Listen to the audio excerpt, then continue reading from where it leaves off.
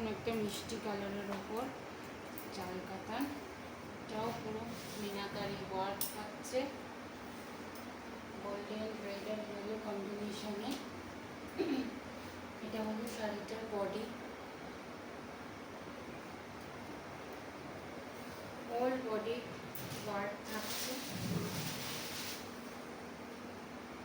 পুরো বডিতেই মিনাকারি ওয়ার্ক রয়েছে শাড়িটার মধ্যে। এটা হলো শাড়িটার পাড়ের দিকটা,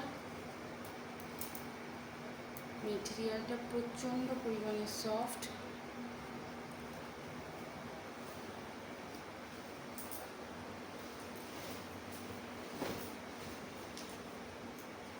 এগুলো হালকাও আছে, লাইট ওয়েটের, ভারী নয়।